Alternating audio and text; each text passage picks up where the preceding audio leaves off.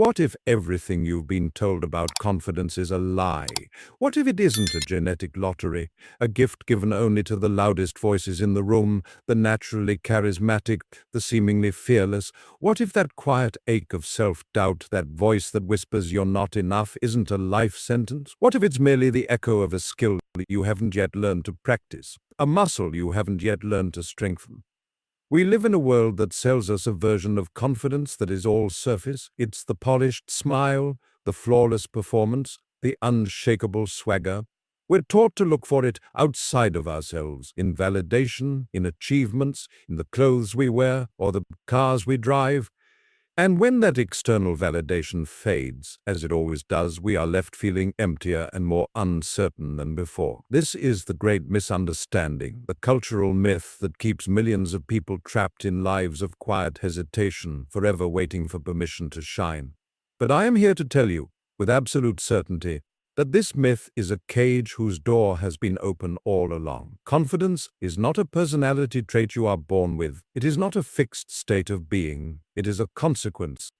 It is the direct and undeniable result of specific, repeatable, and buildable internal processes. It is the architectural masterpiece you construct within the silent, sacred space of your own mind, brick by deliberate brick. This is not just a philosophical idea, it is a biological and neurological reality. Your brain is the most sophisticated builder on the planet, and it is waiting for your instructions. Over the next chapters, we will embark on a journey together. We will dismantle the old, crumbling foundations of doubt and lay down a new, unshakable bedrock of self-trust. We will travel through time, from the ancient philosophies that understood the power of the inner world to the modern neuroscience that now proves it. This is more than an audiobook, it is a blueprint. It is a map that leads to the most important destination you will ever know, the sovereign, powerful, and truly confident you that has been there all along, waiting to be uncovered. Your journey begins now. Chapter 1. The Lie of the Born Natural. Let's begin by dismantling the single most damaging idea about confidence, the myth of the born natural. From a young age, we are fed stories. We see the charismatic speaker who commands the room without a shred of nervousness. We watch the athlete who performs under immense pressure with a cool, unbreakable focus. We hear about the artist who creates masterpieces from a place of boundless self-belief. And we make a quiet, devastating assumption. They were born that way. We tell ourselves that they have something we lack, a secret ingredient coded into their DNA that we simply do not possess. This belief is a poison. It is a poison that seeps into the cracks of our ambition and dissolves it from the inside out. Why even try to build something that others seem to have received as a birthright? This is the lie, and it is time we exposed it to the light. What you are seeing in those people is not the absence of fear or doubt. What you are seeing is the result of a hidden process. You are seeing the final polished performance, but you are not seeing the thousands of hours of practice, the countless failures, the private moments of struggle, and the deliberate construction of resilience that led to that moment. The speaker practiced alone in front of a mirror, stuttering and stumbling until the words flowed. The athlete fell, missed, and failed more times than they can count, each time choosing to get back up. The artist faced the terror of the blank canvas and painted over their doubts until a vision emerged. They were not born with confidence. They built it, repetition by repetition, decision by decision. This myth is so pervasive because it lets us off the hook. It provides a comfortable, if painful, excuse for our own inaction. If confidence is innate, then our lack of it isn't our fault. We can blame our parents, our genetics, our stars. We can remain in the warm, familiar cradle of powerlessness, but this comfort is an illusion. It is the comfort of a prison cell where the walls are made of your own unexplored potential. The moment you truly internalize the truth that confidence is built is the moment you become responsible. It is a terrifying and glorious moment of awakening. You can no longer hide behind the lie. The power and the burden now rests squarely on your shoulders. Let's delve deeper into the mechanics of this lie. Where does it come from? It starts in childhood. We are constantly observing and comparing. The child who is praised for being smart learns to believe that intelligence is a fixed thing. The child who is told they are shy internalizes that as a permanent identity. We see other children who seem naturally outgoing, who raise their hands without hesitation, who perform in school plays with gusto, and we begin to draw a map of the world where certain territories are marked for them, not for me. This map is drawn in crayon, but we carry it with us into adulthood as if it were etched in stone. The media and culture reinforce this lie every single day. We consume stories of prodigies and overnight successes. The narrative is always streamlined for consumption. We see the rock star on stage, but we don't see the 10 years of playing in empty bars, the rejected demos, the soul-crushing criticism. We see the founder of a billion-dollar company giving a TED Talk, but we don't see the multiple failed ventures, the maxed-out credit cards, the moments of utter despair. The struggle is edited out, leaving only the glittering result, and we, the audience, are left with the impression that these people emerged from the womb fully formed, destined for greatness. We don't see the messy, human, and arduous process of building. This creates what psychologists call a fixed mindset, a term popularized by Carol Dweck. In a fixed mindset, you believe your qualities, your intelligence, your personality, your confidence are carved in stone. Every situation is a test to prove you have these qualities. Failure is a devastating indictment of your inherent worth. A challenge is a threat to be avoided because it might reveal that you don't have what it takes. This is the psychological bedrock of the born natural myth. It keeps you small, safe, and stagnant.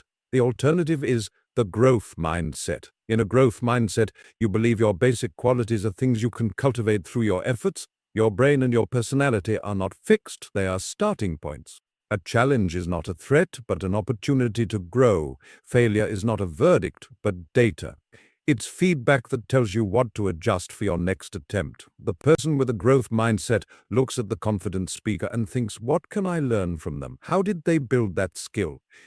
The person with a fixed mindset looks at the same person and thinks, I wish I was like that, followed by a silent, but I'm not. Now, let's bring in the science, because this is not just motivational fluff. This is about the physical structure of your brain. Your brain is made up of billions of neurons. These neurons are connected by pathways called neural pathways. Think of your brain as a vast, untouched field of snow. The first time you have a thought, let's say, a fearful thought like, I'm going to mess up this presentation, then it's like walking across the snow once. You leave a faint, almost imperceptible trail. But what happens if you keep having that same thought? If you wake up every morning for a week worrying about the presentation, replaying all the ways it could go wrong, you are walking the exact same path in the snow over and over and over. With each pass, the path becomes deeper, wider, and more defined. It becomes a groove, then a trench, and eventually a superhighway. Soon, it becomes the easiest, most automatic path for your thoughts to travel. The moment you even think about public speaking, your brain instantly zooms down that well-worn highway of anxiety. This process is called Hebb's law. Neurons that fire together, wire together. Your repeated thoughts and behaviors literally carve out physical circuits in your brain. This is neuroplasticity, the brain's lifelong ability to reorganize itself by forming new neural connections. For the longest time, science believed the brain was largely fixed after childhood. We now know this is spectacularly false. Your brain is dynamic and malleable. It is constantly being shaped by your experiences, your focus, and your practices. The born natural has simply, often unknowingly, been practicing the pathways of confidence for so long that they have become automatic. The neural highways for self-assurance are so deep and wide that the old paths of doubt have been reclaimed by the forest. The person who appears fearless on stage has a highly developed neural network for that specific skill set. They have practiced the phrasing, the pacing, the posture. They have practiced recovering from stumbles. Their brain has built robust, efficient highways for public speaking. You, looking from the outside, see only the effortless drive down the highway. You don't see the years of back-breaking labor it took to build it. Let me tell you a story. Imagine a young man, cripplingly shy. His voice would tremble when called upon in class. He would avoid social gatherings, preferring the safety of his own room. He believed, with every fiber of his being, that he was simply not a confident person. It was his identity. Then he was forced to take a job in sales to pay his bills. The first day, he had to make a cold call. His heart pounded. His palms were slick with sweat. He scripted every word, and when the person on the other end answered, his voice cracked. He stumbled through the script and was promptly hung up on. It was a humiliating failure. According to the fixed mindset, this should have confirmed his deepest fear. See, I'm not cut out for this. But he had no choice. He had to make another call, and another.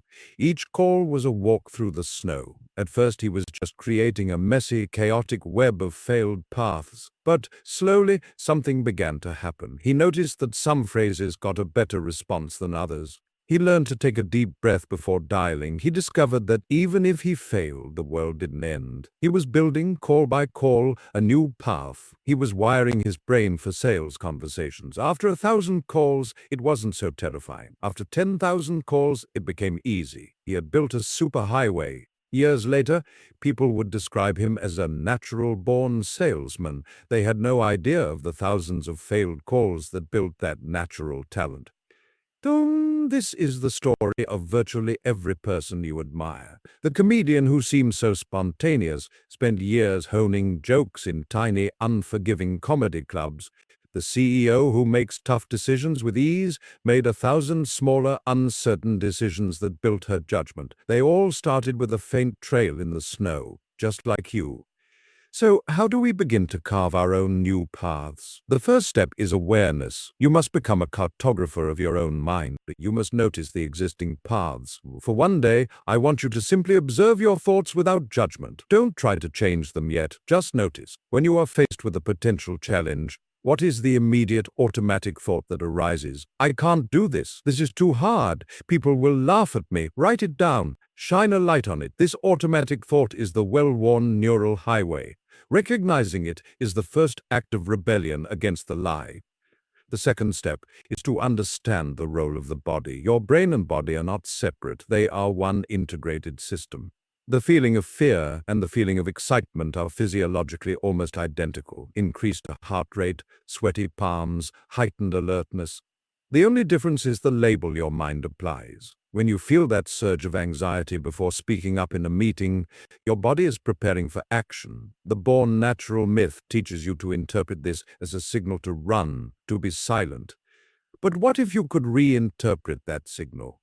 What if you could learn to feel that surge and think, good, my body is giving me energy. This means I care. This simple reframing begins to rewire the pathway. You are taking the same physiological response and connecting it to a new empowering thought. This is the core of the work. You are not a passive passenger in the vehicle of your mind, being driven down whatever pre-existing highway it chooses. You are the driver. You are the road crew. You have the power to survey the existing infrastructure, to see that the highway of self-doubt leads to a dead end, and to consciously, deliberately begin construction on a new road. It will be difficult at first. The old road is smooth and fast.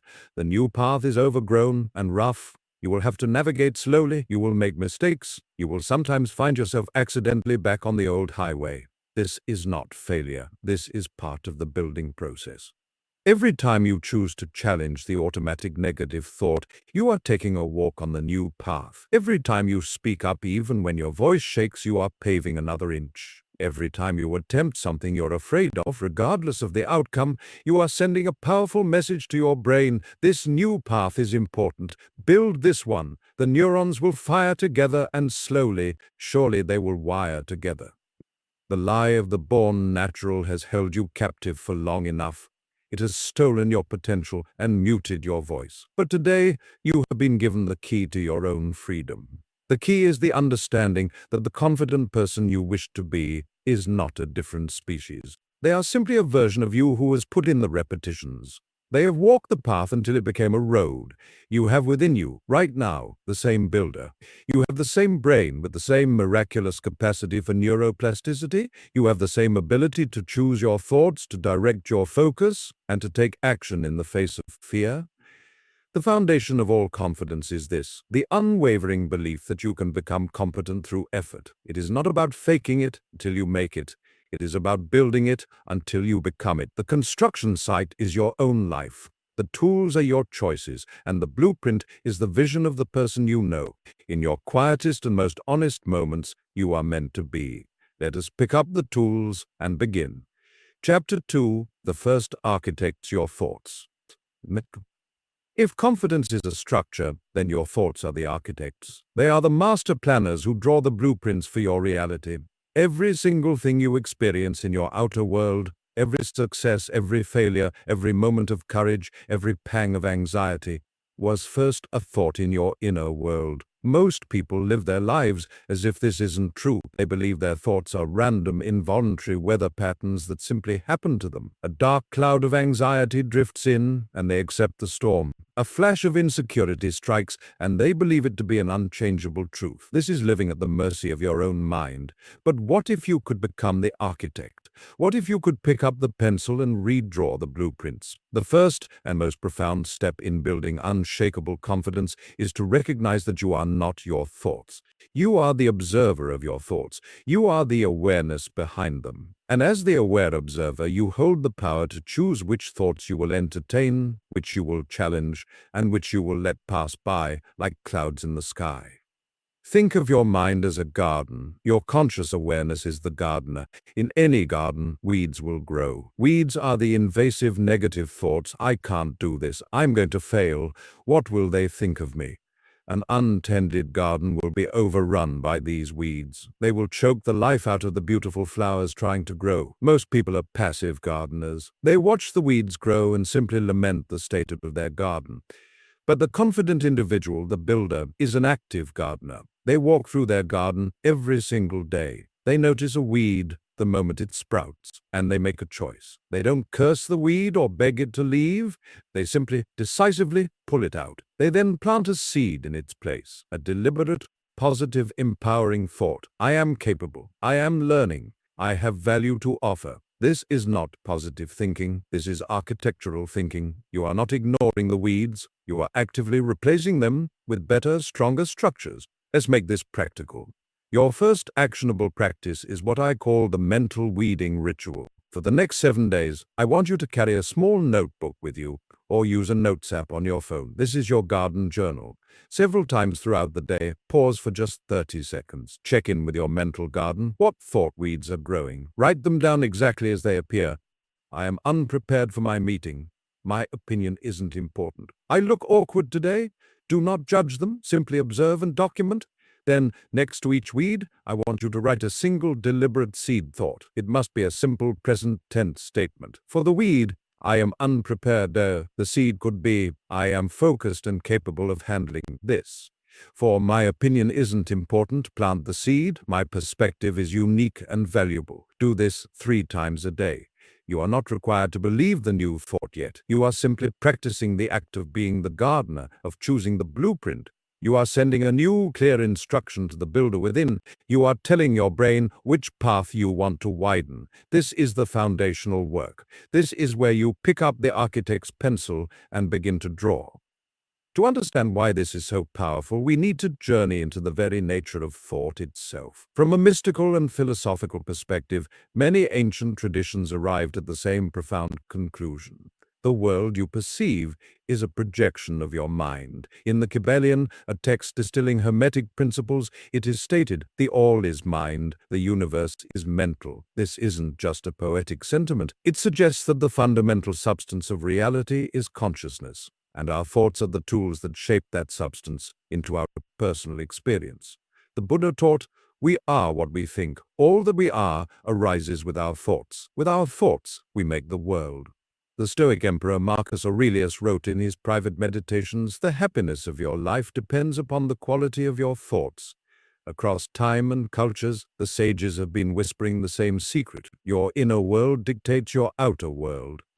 Modern science is now catching up to this ancient wisdom, and the findings are staggering. Cognitive psychology has shown us that our thoughts create what are known as cognitive schemas, mental frameworks that help us organize and interpret information. These schemas act like filters. If you have a schema that says, I am incompetent, your brain will actively seek out and magnify every piece of evidence that supports this belief. A minor mistake becomes a catastrophic failure. A piece of constructive feedback becomes a damning indictment. Conversely, the person with a schema of "I am capable" will interpret the same events as learning opportunities. They are living in a different reality, not because the external events are different, but because their internal filter is different. Your thoughts are not just describing your reality, they are actively constructing it, brick by psychic brick. This process is made possible by a part of your brain called the reticular activating system, or RAS. The RAS is a tiny pencil-lead-sized network of neurons at the base of your brainstem, and it acts as your brain's central filtering system. It is the gatekeeper of your awareness. Every second, millions of bits of sensory information are bombarding you. Sights, sounds, smells, tactile sensations. Your conscious mind would be completely overwhelmed if it tried to process all of it, so the RAS decides what gets through. And what is its criteria? It filters information based on what you have told it is important. And how do you tell it what is important? Through your dominant, repetitive thoughts. If you constantly think, "I'm so unlucky," your RAS will filter your perception to show you all the missed buses, the lost keys, the small frustrations, effectively proving you right. If you shift your dominant thought to, "I am resourceful and find solutions," your RAS will start to highlight opportunities, helpful people, and creative workarounds you would have otherwise missed. The world hasn't changed, your filter has. Your thoughts have literally instructed your brain to see a different world. This is the scientific basis for the old adage, whether you think you can or you think you can't, you're right. Let's take this out of the abstract and into the flesh and blood of a human story. Imagine two aspiring writers. Both have the same dream, to write a novel. Both have the same initial skill level. Both receive their first rejection letter from a literary agent. Writer A's dominant thought pattern is, "I'm not a real writer, this is too hard. I knew I didn't have what it takes." When the rejection letter arrives, his RS, primed by these thoughts, filters the event as a catastrophic confirmation of his deepest fears. The rejection isn't just a rejection, it's a universal truth revealed. He feels shame and despair. He puts the manuscript in a drawer, and it never sees the light of day again. His thought architecture designed a blueprint for failure, and his reality obediently followed. Writer B's dominant thought pattern is different. She has been practicing her mental gardening. Her thought is, "I am a writer in development. Every rejection is a step closer to an acceptance. My job is to improve my craft." When the identical rejection letter arrives, her RAS, primed by these thoughts, filters it differently. She feels disappointment, of course, but it doesn't define her. She looks for the data. Was there any personal feedback? Can she learn from it? She uses the sting of rejection as fuel to revise her first chapter. She sends it out again the next day.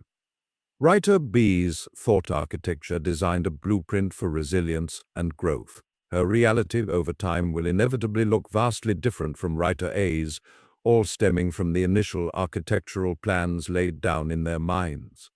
This is the immense power you wield in every moment. You are the writer of your story, and the pen is your thinking. But to wield this power, you must move from being a passive reader of the script to its active author. This requires a fundamental shift in identity. You must stop saying, "I am an anxious person," and start saying, "I sometimes experience anxious thoughts." You must stop saying, "I am shy," and start saying, "I am practicing being more outgoing." This linguistic shift is not semantic games, it is a neurological and psychological coup. It dethrones the thought from being the king of your identity and makes it a mere citizen of your mind, one you can observe, evaluate, and, if necessary, evict. Now, the practice of the mental weeding ritual is your training ground. For the first few days, it may feel silly. The new seed thoughts might feel like lies. Your mind, comfortable in its old well-worn ruts, will rebel. It will shout the old weeds even louder. This is a sign that you are doing the work. You are challenging the established order. You are quite literally creating cognitive dissonance, a psychological tension that occurs when you hold two conflicting beliefs. The old automatic belief, "I am incompetent," is clashing with the new chosen belief, "I am capable." The brain hates this dissonance, and will seek to resolve it. Most often, it will try to resolve it by discarding the new, weaker belief. Your job is to persistently, gently feed the new belief until it becomes strong enough to win the battle. This is where we must go beyond simple positive thinking. The world is full of people who affix sticky notes to their mirrors that say, "I am a millionaire," while their actions and deeper beliefs are steeped in scarcity. This creates a dissonance so great it becomes unsustainable. The key is to find a thought that is a challenge, but not an impossibility, based on your current reality. The bridge between "I am incompetent" and "I am supremely confident" is too long to cross in one step. You must build a pier step by step. "I am incompetent" can become "I am learning and improving." Once that feels integrated, it can become "I am competent in several areas," and so on. Your seed thoughts must be credible enough to your current brain that they can take root, yet aspirational enough to pull you forward. Furthermore, your thoughts are not just words. They have a vibrational quality, an emotional charge. The thought, "I am capable," said with a sigh and a feeling of defeat, is like planting a seed in frozen, barren ground. The same thought, summoned with a feeling of determination, with a straightening of the spine and a deep breath, is like planting that seed in warm, fertile soil. This is why the next level of architectural work involves marrying the thought with the corresponding feeling and sensation. I want you to enhance your mental weeding ritual. After you write down your new seed thought, I want you to close your eyes for just 15 seconds. Take a slow, deep breath. As you inhale, imagine the words of your seed thought infusing every cell in your body. As you exhale, release the old weed thought. Then summon a memory, any memory, no matter how small, when you felt a flicker of that new truth. For the seed, "I am capable," maybe you remember the time you fixed a leaky faucet or figured out a complicated software program or managed to calm a crying child. The memory itself is unimportant. It's the feeling of capability you are after. Locate that feeling in your body. Where do you feel it? A warmth in your chest? A solidness in your spine? A clarity in your head? Anchor the new thought to that physical sensation. This process of emotional and sensory integration is what forges the new neural pathway with incredible speed and strength. You are no longer just thinking a new thought, you are embodying it. Your thoughts are the most powerful force you will ever command. They are the silent architects that have been designing your life, often without your conscious consent. But that era is over. From this moment forward, you are taking back the blueprint. You are becoming the conscious gardener of your mind, weeding out the lies that have constrained you and planting the seeds of your future self. With every documented weed, with every planted seed, with every anchored feeling, you are not just changing your mind, you are changing your brain, you are changing your life. You are laying the foundation for a confidence that is built from the ground up on the unshakable ground of your own chosen thoughts. This is the sacred work of the self-architect, and it is the most important work you will ever do. Chapter 3: The Cornerstone of Self-Trust. A building is only as strong as its cornerstone. That one foundational stone determines the alignment, stability, and integrity of the entire structure. For your confidence, that cornerstone is self-trust. Without it, every other effort will feel shaky and temporary. What is self-trust? It is not a grandiose belief that you will never fail. It is a much quieter, much more powerful knowing. It is the deep, internal certainty that you can handle whatever happens. It is the trust that you will show up for yourself, that you will have your own back, that you will not abandon yourself in the face of difficulty, criticism, or fear. Most people have a fragile, conditional relationship with themselves. They trust themselves only when they succeed. They are a fair-weather friend to their own soul. The moment they stumble, that trust shatters, and they turn on themselves with a viciousness they would never show a stranger. This inner betrayal is what corrodes confidence from the inside out. To build a confidence that is unshakable, you must first become someone you can rely on, no matter what. Think of a time you were let down by someone you deeply trusted. A parent who wasn't there when you needed them. A friend who broke a promise. A partner who was unfaithful. The pain of that betrayal likely went deep, creating a wound that made it hard to trust others, and perhaps even harder to trust yourself. Now consider this. How many times have you done that to yourself? How many times have you made a promise to yourself to start that diet, to apply for that job, to leave that toxic relationship, to speak up for yourself, only to break it? Each time you break a promise to yourself, no matter how small, you are that untrustworthy friend. You are teaching your own psyche on a subconscious level that you are not reliable, that you cannot be counted on, that when the going gets tough, you will fold. This is the silent, cumulative erosion of self-trust. The good news, the profoundly empowering news, is that self-trust is not a feeling you find. It is a reputation you build with yourself through a consistent track record of small, kept promises. It is the compound interest of integrity directed inward. You would not trust a bank that constantly lost your money. You would not trust a colleague who never met a deadline. So why would your deepest self trust a you who consistently fails to follow through? The path to rebuilding this foundational trust is not through one giant heroic act. It is through 1,000 tiny, unsexy, private acts of self-honor. Second, this is where we introduce your second actionable practice, the Integrity Pact. This is a simple daily ritual designed specifically to rebuild your reputation with yourself. Here is how it works. Each evening before you go to sleep, you will write down 1 to 3 small, specific promises for the next day. The key word here is small. We are not building the entire cathedral in a day. We are laying a single perfect brick. These promises must be so achievable that they are almost impossible to fail. They must be entirely within your control. For example, your promises for tomorrow might be, I will drink a full glass of water as soon as I wake up. I will walk for 10 minutes during my lunch break. I will be in bed by 10:30 p.m. with my phone charging in another room. Notice what these are not. They are not get a promotion, lose 20 pounds, or write a novel. Those are goals, not promises. A promise is a specific, actionable behavior you can execute without dependence on external factors. Apply for one job is a promise. Get a job is not. Write for 15 minutes is a promise. Finish the chapter is not. The next day, your sole mission is to keep these promises. You are not trying to save the world or become a superhero. You are simply proving to the most important person in your life, you, that your word means something. At the end of the day, you will review your list. For every promise kept, you will acknowledge it. You will literally say to yourself in the mirror, thank you, I kept my promise. I am someone I can trust. Feel the satisfaction of it. Let it land. For any promise not kept, you will not engage in self-flagellation. You will simply ask with curiosity, what got in the way? Was the promise too big? What can I learn to make a more achievable promise tomorrow? And then you write your new small promises for the next day. This practice may seem trivial, even silly, but I assure you it is neurologically and psychologically revolutionary. Every time you keep a promise to yourself, you are triggering a release of dopamine, the neurotransmitter associated with pleasure and reward.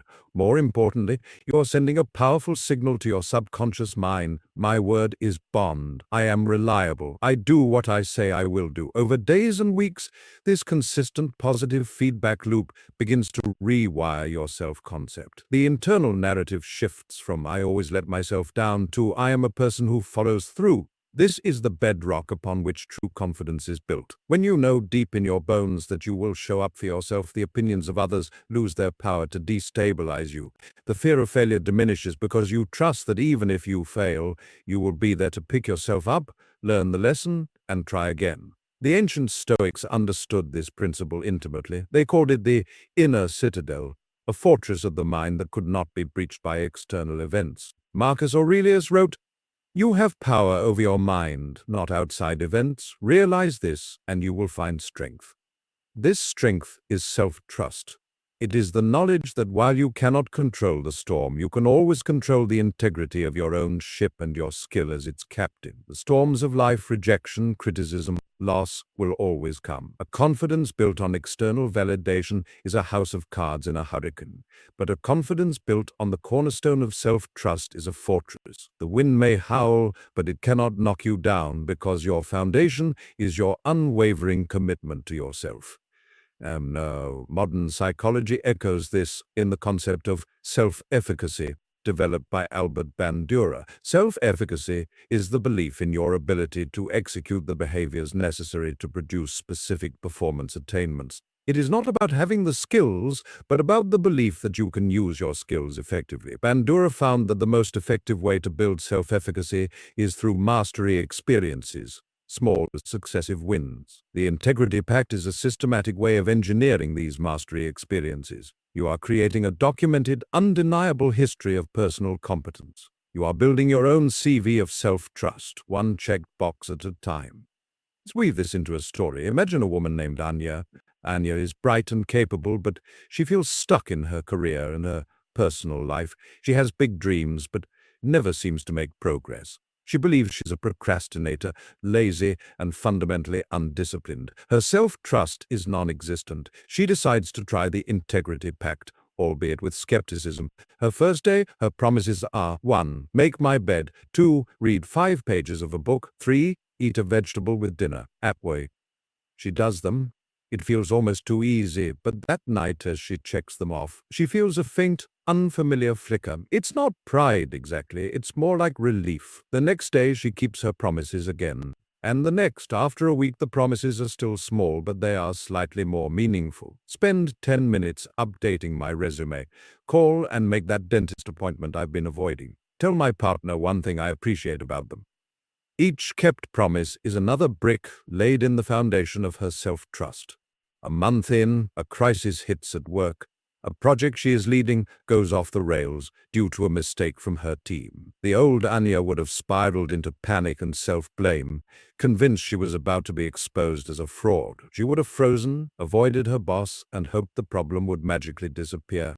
But the new Anya, the one with the month-long track record of keeping her word to herself, reacts differently. She feels the same initial surge of anxiety, but beneath it, there is a new solidity. She has a history now. She has proven to herself 30 times in a row that she can handle her commitments. So she takes a breath. She thinks, I promised myself I would handle difficult situations with integrity. I can handle this.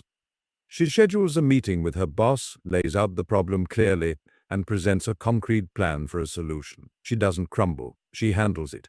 This successful navigation of a real-world challenge then deposits a massive amount of confidence into her self-trust account, reinforcing the cycle. She didn't need to believe in herself first. She needed to act reliably first, and the belief followed as a natural consequence. This process also has a profound spiritual dimension. In many traditions, the relationship with the self is a microcosm of the relationship with the divine. How can you trust in a benevolent universe, a higher power, or your own inner spirit if you cannot even trust the person you see in the mirror each day? Building self-trust is a sacred act. It is making a covenant with your own soul. It is honoring the divine spark within you by treating your own word as holy. When you keep a promise to yourself, you are essentially saying, I matter. My well-being is important. My dreams are worthy of my own effort. This is the ultimate empowerment. It is claiming your sovereignty. The voice of low self-trust is a subtle saboteur. It whispers, just skip the walk, you're tired. It's just one more episode. You can go to bed late. You can start your diet tomorrow. Fair. Each time you listen to that voice, you weaken your foundation. The practice of the Integrity Pact is the practice of hearing that voice, acknowledging it, and then gently, firmly choosing the other path. You are not fighting yourself. You are reparenting yourself. You are being the kind, firm, reliable parent you may have always needed, the one who says, I know you're tired, but you promised yourself this walk and it will make you feel better. I believe in you. Let's go. As your self-trust solidifies, a remarkable shift occurs in your relationship with fear. Fear is no longer a stop sign. It becomes a navigation point. You learn to differentiate between the fear that protects you from real danger and the fear that protects you from growth. And because you trust yourself to handle discomfort, to navigate failure, and to care for yourself in the aftermath, you can begin to move toward the growth fear. Asking for a raise, going on a date, speaking your truth in a difficult conversation, these acts become possible not because the fear is gone, but because your trust in yourself is greater than the fear. This cornerstone of self-trust is what allows you to fully wield the architectural power of your thoughts from Chapter 2. A positive thought is just a hollow affirmation if you don't trust yourself to act on it. But when a thought like, "I can learn this new skill" is backed by a proven track record of you following through on your learning promises, it carries weight. It becomes a self-fulfilling prophecy. Your thoughts design the blueprint, and your self-trust is the reliable builder who shows up every day to execute the plan, rain or shine. The journey of building this cornerstone is a quiet, personal revolution. It will not garner likes on social media. No one will throw you a parade for drinking your morning glass of water, but with every small promise kept, you are silently, powerfully reconstructing your identity.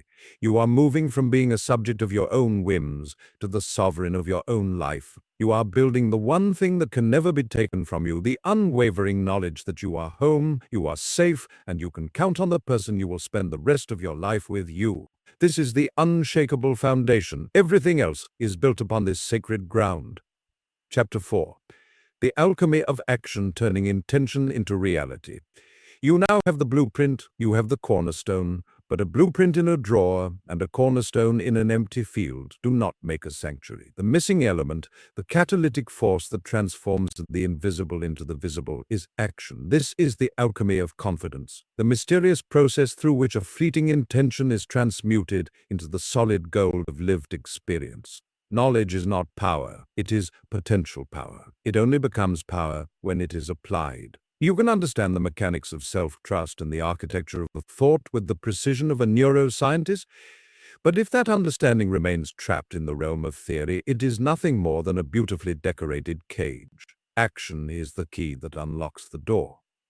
Let's be clear about what action means in this context. We are not talking about reckless, unfocused motion. We are not talking about the frantic busy work that so often masquerades as productivity. That is the action of avoidance, designed to give the illusion of progress while keeping you safely away from what truly frightens you. The action that builds confidence is deliberate, targeted, and almost always uncomfortable.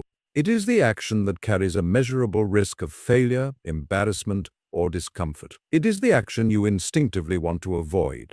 This is the raw material of the alchemist. The lead of fear must be placed in the crucible of effort and heated in the fires of consistency to have any hope of turning into the gold of confidence. Why is action so non-negotiable? Because confidence is not an intellectual concept, it is an embodied one. It lives in your cells, in your posture, in the tone of your voice, and in the calm steadiness of your gaze. You cannot think your way into a new way of acting, you must act your way into a new way of being. Every time you take a courageous action, no matter how small, you are sending a thunderous message to your entire nervous system. You are telling your body, this is who we are. We are people who move toward what is important, even when it is difficult. Your body believes what you do far more than it believes what you think. A thought is a whisper, an action is a shout. This principle is rooted in physiology. When you act in the face of fear, you are quite literally rewriting your body's threat response. The amygdala, your brain's alarm bell, learns through experience. If it sounds the alarm, anxiety before a social event, and you consistently heed it by staying home, the amygdala learns this situation is a genuine threat. My alarm was correct. But if it sounds the alarm and you consistently move toward the situation anyway, and you survive, not only survive, but often find it was rewarding, the amygdala begins to learn a new lesson. This signal may be a false alarm. This human does not require fleeing, they require focus. This is exposure therapy in its most natural form. You are not defeating fear, you are educating it, and the only curriculum is repeated, courageous action. The gap between your inner world and your outer reality is bridged by one thing and one thing only: behavior. You can feel like an imposter, but if you consistently act like a competent professional, the feeling will eventually have to surrender to the evidence. You can feel unlovable, but if you consistently act in loving and open ways, allowing yourself to be seen, the feeling will crack under the weight of genuine connection. Action is the great liar to the false narratives of the mind. It provides the counter-evidence that your thoughts, left to their own devices, will never find. So, how do we practice this alchemy? How do we move from the paralysis of analysis to the power of doing? We do it by introducing the third actionable practice, the courageous imperative. This is a daily ritual of taking one small specific action that stretches you slightly beyond your current comfort zone. The key, as with the Integrity Pact, is to start impossibly small. The goal is not to climb Mount Everest on day one. The goal is to walk to the end of your street and back. We are building the muscle of courage. And like any muscle, it must be trained progressively to avoid injury and ensure growth. Your courageous imperative for the day should be a single concrete action that you can complete in 5 minutes or less. It must involve a slight edge of discomfort, a tiny, manageable dose of fear. It is the action that, when you think of it, causes a minor flutter in your stomach or a whisper of resistance in your mind. Examples of a courageous imperative. Send an email to someone you admire, asking one thoughtful question. Voice a differing opinion in a low-stakes meeting. Make a brief, uninterrupted phone call instead of hiding behind a text. Dance to one full song in your living room, letting your body move freely. Wear an outfit that feels a little more you than usual, even if it draws a bit of attention. Ask a question in a public forum or a group. Now, practice saying no to a small, unreasonable request. The process is simple. Each morning, after you have reviewed your Integrity Pact for the day, you will identify your one courageous imperative. You will write it down. You will then schedule a specific time to do it. Do not leave it to chance. Chance is the ally of procrastination. You will set a timer on your phone for, say, 2 p.m., and when it goes off, you will stop what you are doing and execute the action. No debate, no second guessing. You are a missile programmed for a single target. The moment you feel the resistance rise up, you acknowledge it. Hello, fear, I see you, and then you take the action anyway. You feel the flutter in your stomach and you click send.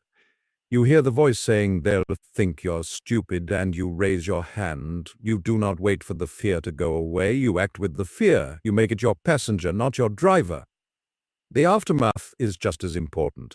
After you complete your courageous imperative, you must take 60 seconds to anchor the victory. Close your eyes, feel the sensation in your body. There is often a rush of relief, a surge of energy, a feeling of lightness. This is the biochemical reward, a cocktail of dopamine and endorphins for your bravery. Mentally say to yourself, I did it, I was uncomfortable, and I did it anyway. I am building my courage. This positive reinforcement seals the experience into your neural circuitry, making it more likely you will repeat the behavior. Let's follow the story of a man named Leo. Leo is a kind, thoughtful man, but he struggles with social anxiety, particularly around dating. He joins a dating app but finds himself endlessly scrolling, paralyzed at the thought of actually sending a message.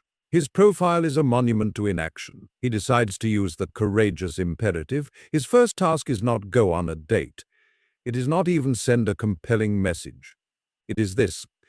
Find one profile of someone who seems interesting and write a 3-sentence message. You do not have to send it. The next day, his imperative is, write the message and look at the send button for 30 seconds. You do not have to click it. The third day, click send on one message.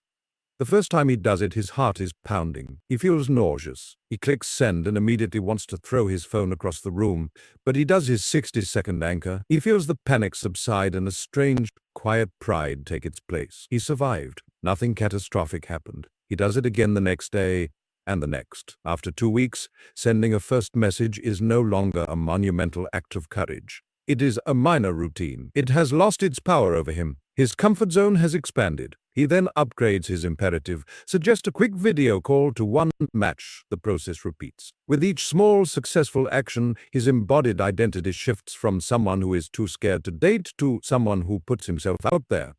The confidence isn't a prerequisite. It is a byproduct. This practice finds a powerful parallel in the mystical concept of the Fool in the Tarot. The Fool is the card of new beginnings, representing the soul setting out on a journey with pure faith and zero guarantee of success. The Fool doesn't have a detailed map or a foolproof plan. He has a small bag of essentials and a trusting heart. He is willing to take the first step, even if it means stepping off a cliff, trusting that the path will appear beneath his feet. The courageous imperative is you playing the fool in your own life. You are taking that small, foolish step into the unknown, trusting that your own competence and resilience will form the path as you walk it. It is an act of faith in yourself. Scientifically, this is supported by what is known as the confidence-competence loop. It is a positive feedback cycle. You take a small action, competence. You succeed, or at the very least you survive and learn. This success builds a little bit of confidence. That newfound confidence makes you willing to take a slightly larger action, which builds more competence, which in turn builds more confidence. The loop reinforces itself. Inaction, conversely, is a negative loop. You feel afraid, so you don't act. Your skills stagnate and your world remains small. This confirms the fear. See, I can't handle it, leading to more inaction. The courageous imperative is the deliberate intervention that breaks the negative loop and ignites the positive one. The resistance you feel is the measure of the action's importance. The greater the resistance, the more important the action is for your growth. The voice that says, "I'll do it tomorrow," is the siren song of a stagnant self. Tomorrow is the favorite hiding place of fear. The alchemy happens only in the fierce, unforgiving furnace of today, right now, this moment. As you string together days and weeks of these small, brave acts, a profound transformation occurs. You stop seeing yourself as someone who is at the mercy of your circumstances and begin to see yourself as an active force, a causal agent in your own life. You are no longer a leaf blown by the wind. You are the one who plants the trees that redirect the wind. This is the birth of true personal power. It is the realization that your destiny is not something that happens to you, but something you build, action by courageous action. The sanctuary of confidence is not built in a day, it is built daily. With every kept promise from your integrity pact, you lay a brick of self-trust. With every courageous imperative, you raise a wall of demonstrated capability. This is the sacred labor. This is the alchemy. You are the architect, the builder, and the alchemist of your own life. Stop waiting for the fear to pass. Pick up your tools, feel the discomfort, and build. Chapter 5. The Sanctuary of the Body, Your Physiological Fortress. We have journeyed through the mind, that master architect. We have laid the cornerstone of self-trust and ignited the alchemical fires of action. But there is a crucial domain we have yet to fully occupy, a territory where all these concepts either become living reality or remain abstract theories. This territory is your body. Your body is not merely a vehicle for your brain, it is the physical manifestation of your confidence, the sanctuary where your inner world takes tangible form. To build an unshakable confidence, you must stop seeing yourself as a ghost in a machine and start experiencing yourself as a fully integrated psychophysiological being. Your thoughts, your trust, and your actions are all expressed through this magnificent, intricate biological instrument. If the instrument is out of tune, the music of your life will be discordant, no matter how beautiful the sheet music in your mind. Consider this. When you feel a lack of confidence, where do you feel it? Is it just a thought, or is it a sinking feeling in your stomach, a tightening in your chest, a constriction in your throat, a tremor in your hands? These are not imaginary. They are the physiological reality of your emotional and mental state. Your body is the canvas upon which your confidence, or lack thereof, is painted in real time, with the brushstrokes of hormones, neurotransmitters, and neural signals.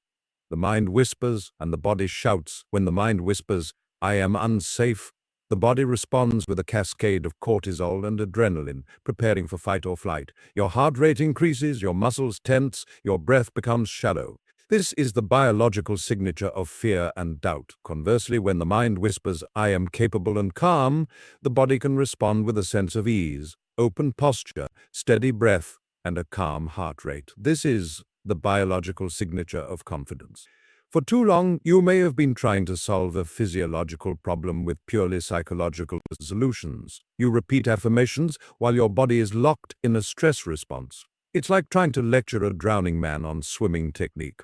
He doesn't need a lecture, he needs a life preserver. Your body, stuck in a chronic state of low-grade threat, is that drowning man. The pathway to true embodied confidence is to learn the language of the body and to use it to send messages of safety and power directly to the brain. This is not a New Age concept. It is a fundamental principle of neuroscience called interoception. Your sense of the internal state of your body. Your brain is constantly monitoring your bodily sensations, your heartbeat, your breath, your muscle tension to decide how you feel and how to react. By consciously changing your body's state, You can directly influence your brain's emotional and cognitive landscape. You can hack your own nervous system. This is the work of building your physiological fortress. The most powerful, immediate, and accessible tool you have for this is your breath. Breath is the remote control for your nervous system. It is the bridge between the conscious and the autonomic. You don't have to consciously tell your heart to beat or your digestion to work, but you can consciously control your breath, and in doing so, you send a powerful direct command to your brain about what state you want to be in. Shallow, rapid chest breathing is the breath of anxiety and panic. It signals danger. Deep, slow, diaphragmatic breathing is the breath of calm and control. It signals safety. This brings us to your fourth actionable practice, the sovereign breath. This is a physiological exercise designed to install a state of calm power directly into your nervous system, creating an unshakable internal anchor you can access at any time.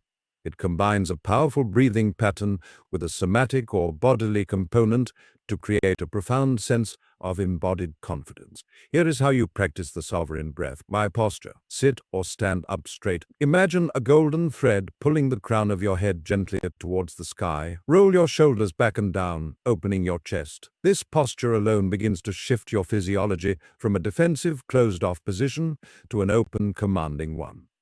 The breath cycle. Place one hand on your belly. You will follow a specific breathing pattern.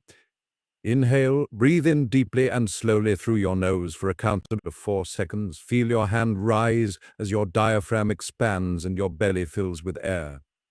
Hold the breath comfortably at the top for a count of 4 seconds. Feel the fullness and power in your core.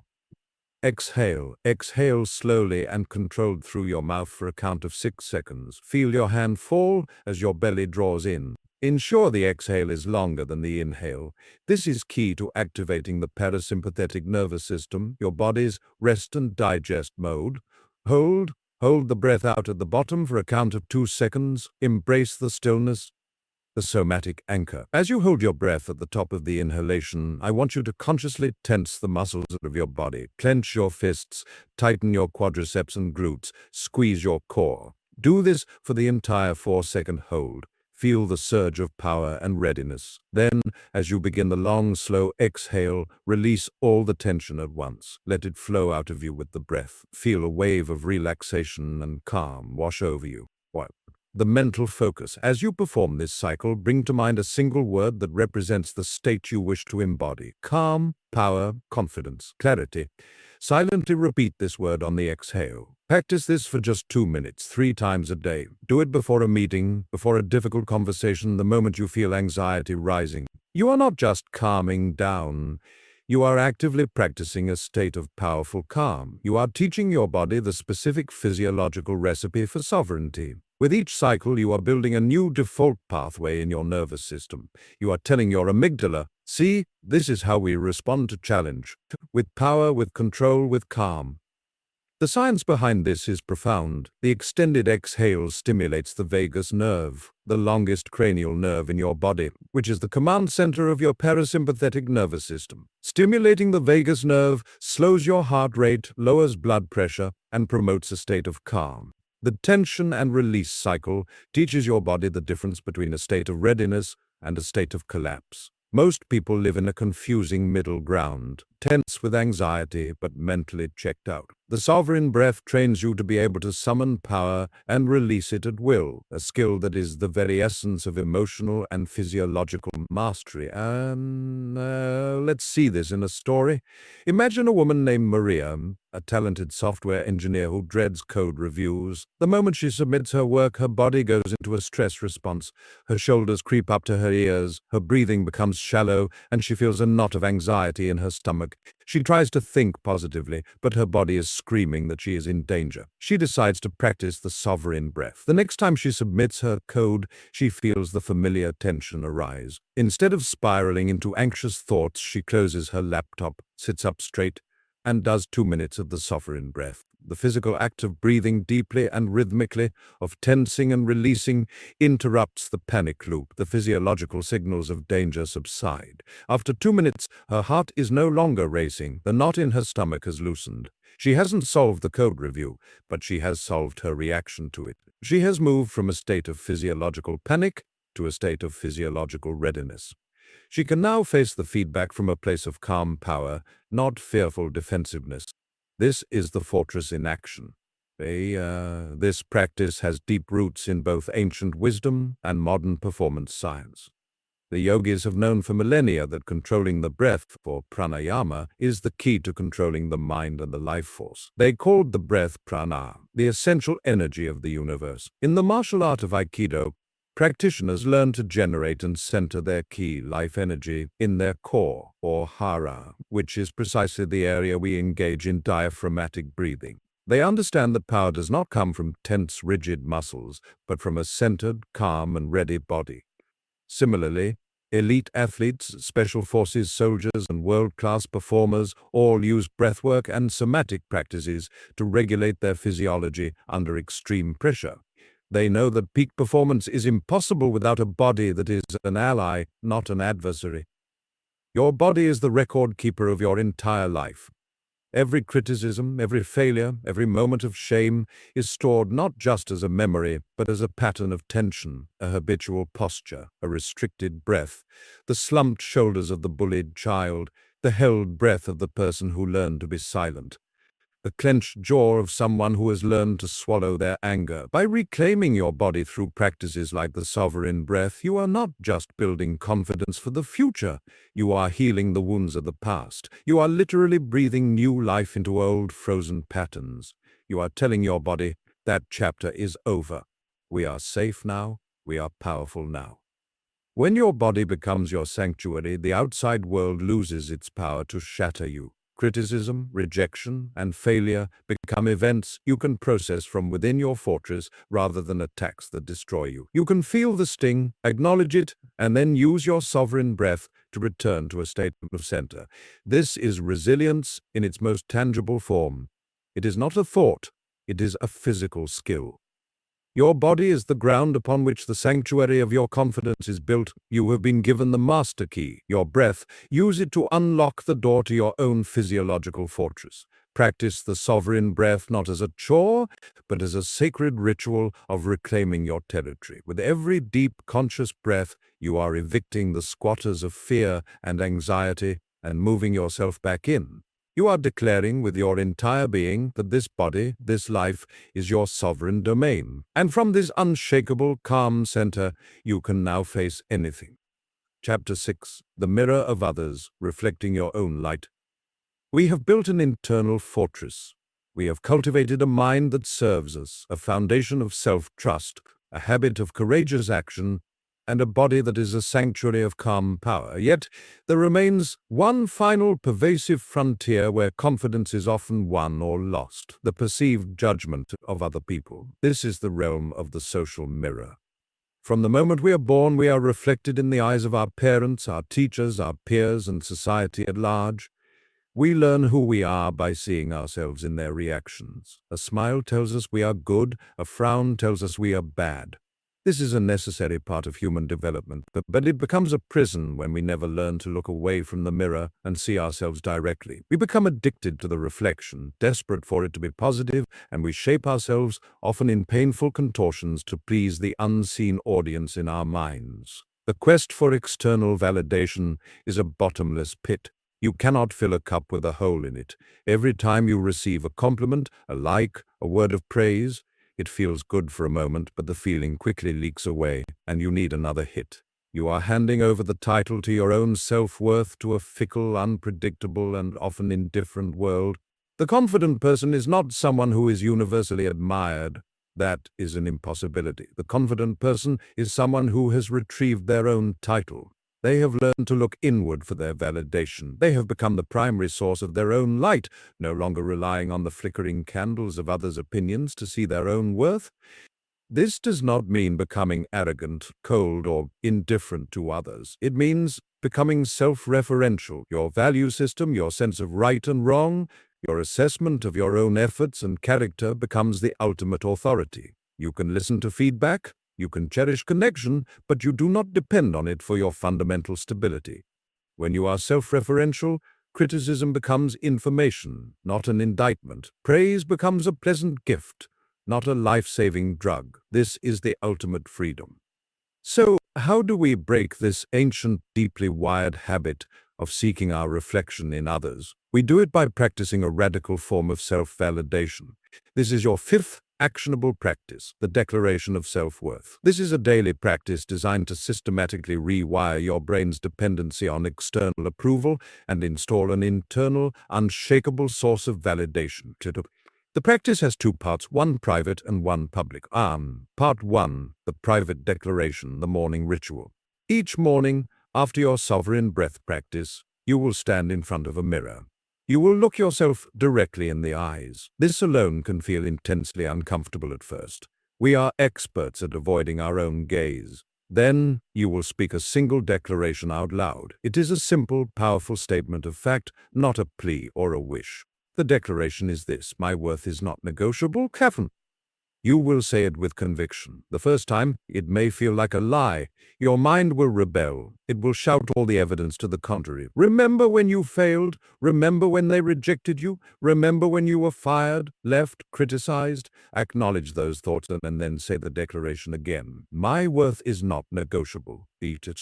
You are not arguing with the thoughts. You are stating a new foundational law of your being. You will say it 3 times. Feel the words in your body. Let them vibrate in your chest. This is not an affirmation. It is a decree. You are the sovereign of your own kingdom, declaring a fundamental, non-negotiable truth about your domain. Part 2, the public declaration, the daily integration. Throughout your day, you will practice what I call self-validation. In every interaction, especially those where you feel the old pull to seek approval, you will perform a small internal act of self-approval. The moment you feel the urge to people-please, to embellish a story to seem more impressive, to laugh at a joke you don't find funny, or to stay silent when you want to speak, you will pause. In that pause, you will internally reaffirm your declaration. My worth is not negotiable. And then you will choose the action that is most authentic to you, not the one you think will earn you approval. For example, your boss gives you a compliment on a report. The old you would glow and think, finally, I am worthy. The new you receives the compliment, says thank you, and then internally affirms, my worth is not negotiable. I am glad he liked the report, but my value was present before he said a word. Someone interrupts you in a meeting. The old you would shrink back, feeling small and insignificant. The new you feels the sting, takes a breath, and when there is a pause, says, as I was saying, you validate your own right to speak and be heard. You are on a date and feel the pressure to be on. Instead, you consciously relax, be yourself, and internally affirm, my worth is not negotiable. I do not need this person's validation to be whole. This practice is incredibly powerful because it severs the neural link between external events and your internal state. You are building a firewall. You are teaching your brain that your sense of worth is an internal constant, like gravity, not a variable that fluctuates with the weather of other people's moods and opinions. The science behind this lies in our deep-seated need for social belonging. Our ancestors relied on the tribe for survival. Exile was a death sentence. This has left us with a hyper-vigilant neural system for detecting social threat. A snub, a criticism, a disapproving look. This system, centered in the brain's anterior cingulate cortex, registers social pain in the same way it registers physical pain. When you practice the declaration of self-worth, you are essentially administering a local anesthetic to this social pain network. You are telling your brain, this is not a threat to our survival. We are safe and whole on our own. Over time, the amygdala's alarm bell for social judgment becomes quieter, and the prefrontal cortex, the seat of your self-referential identity, becomes stronger. Let's follow the story of David. David is a gifted graphic designer, but he is a chronic people-pleaser. He says yes to every request, works late to accommodate unreasonable deadlines, and constantly changes his designs based on offhand comments from colleagues, leaving his work muddled and uninspired. He is desperate for everyone to like him and his work. He feels exhausted and resentful. He begins the declaration of self-worth. The morning mirror ritual feels absurd, but he persists. The real test comes when a client asks for a major last-minute change that David knows will ruin the project's integrity. The old David would have sighed and said, "Sure, no problem." But the new David feels the familiar anxiety, the fear of the client's disapproval. He takes a silent breath and hears his own voice in his head. My worth is not negotiable. This isn't about the design, it's about his right to have a professional opinion. He replies to the client, I understand your concern. However, based on my expertise, that change will undermine the goals we agreed upon. I can offer you these three alternatives that will achieve your objective while maintaining the design's strength. The client pushes back. David's heart is pounding, but he holds his ground. Politely and firmly, he survives the discomfort. The client, perhaps surprised by his conviction, eventually agrees to one of his alternatives. The project is a success. For David, the victory is not the client's agreement. The victory happened the moment he chose his own professional judgment over the client's temporary approval. He proved to himself that his worth was not dependent on being a yes man. Each time he does this, his self-respect grows. His work becomes more authentic and powerful because it is no longer a patchwork of other people's opinions. He becomes known not as a pushover, but as a principled expert. The mirror of others now reflects back the confident, self-referential man he has chosen to become. This journey is echoed in the ancient philosophical school of Stoicism. The Stoics drew a clear distinction between what is within our control, our judgments, our values, our actions, and what is not, the opinions of others, external events. They taught that suffering arises when we attach our self-worth to things outside our control. Epictetus, a former slave, began his Enchiridion with the powerful line, some things are in our control and others not. Your worth, your character, your intentions, these are within your control. The opinions of others are not. To tie your happiness and confidence to them is to make yourself a slave, just as Epictetus was once a physical slave. The declaration of self-worth is a modern practical application of this ancient wisdom. It is you taking control of the only thing you ever truly can, your own evaluation of yourself. When you stop looking for yourself in the mirrors of others, a beautiful thing happens. You begin to see others more clearly. Your interactions are no longer transactions where you are trying to extract validation. They become genuine connections. You can listen to someone without desperately crafting your response to seem clever. You can appreciate a compliment without needing it. You can receive criticism without being demolished by it. You become present. This is the gift you give to others when you no longer need anything from them, the gift of your full, unattached attention. The mirror of others is a trick of the light. It shows you a distorted, fragmented image, one that changes with the angle and the time of day. The true source of your light is within you. It is constant. It does not flicker when someone turns away. It does not brighten when someone applauds. Your practice is to turn away from the capricious mirrors and to learn to see by your own light.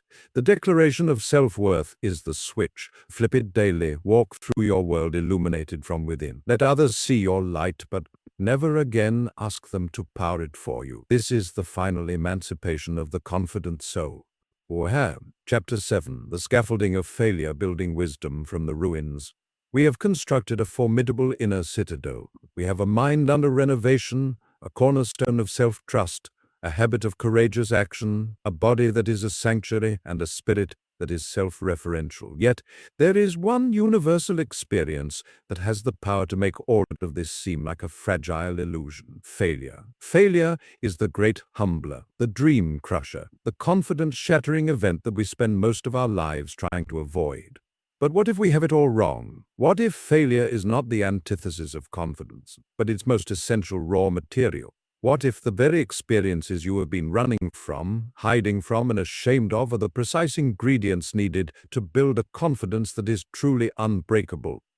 This chapter is about a radical reframe. It is about seeing failure not as a tombstone marking the death of your dream, but as scaffolding, a temporary, necessary structure that allows you to build higher and stronger than you ever could without it. Scaffolding is not the building itself. It is often ugly, unstable looking, and temporary, but it is what allows the workers to safely reach the heights, to lay the bricks, and to install the windows.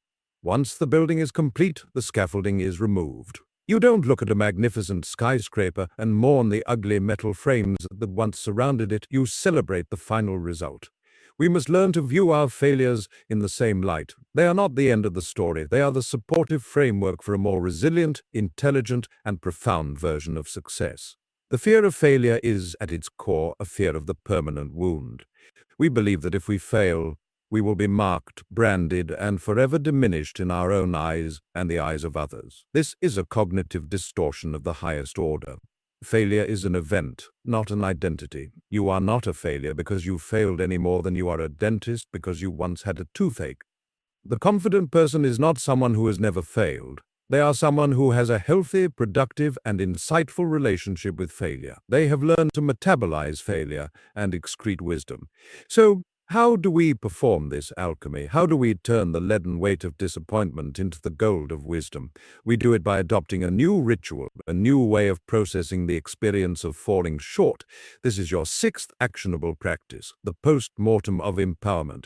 This is a structured, written process you will engage in after any perceived failure, large or small. It is designed to extract every last drop of data and insight from the experience, leaving behind the toxic waste of shame and self-recrimination. The post-mortem of empowerment consists of 3 deliberate steps to be done with a notebook and pen, ideally within 24 hours of the event. Step 1. The unflinching autopsy, the what. In this step, you will dissect the event with the cold, objective eye of a scientist. You are not a judge and jury, you are a researcher. You will answer these questions factually without emotion or self-blame. What was the specific desired outcome? Be precise. Not, I wanted to do well, but I wanted to land the client with my presentation. What was the actual outcome? The client declined to proceed. What were the key actions I took leading up to this outcome? List them chronologically. I prepared the slides. I practiced for 2 hours. I arrived early. I stumbled on the second point. I failed to answer their objection about pricing clearly. What were the external factors? The client was distracted, the technology failed, the market was volatile. What were the internal factors? I was nervous. I had not slept well. I was unprepared for that specific pricing question. The goal of this step is pure data collection. You are gathering the facts of the case, separating them from the story you are telling yourself about what it means.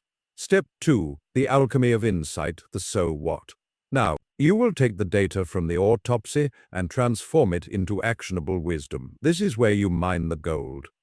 Based on the data, what is the single most important lesson here? Not, I'm a bad presenter, but I need to anticipate and prepare for pricing objections more thoroughly. What did I learn about myself? I learned that I can handle disappointment better than I thought, or I learned that my preparation is strong on content but weak on quanda. What one skill can I now focus on improving because of this? My ability to think on my feet, or my knowledge of competitive pricing? What would I do differently next time? List 2-3 specific behavioral changes. I will role-play the quanda with a colleague. I will research the client's industry more deeply. This step transforms the failure from a verdict into a curriculum.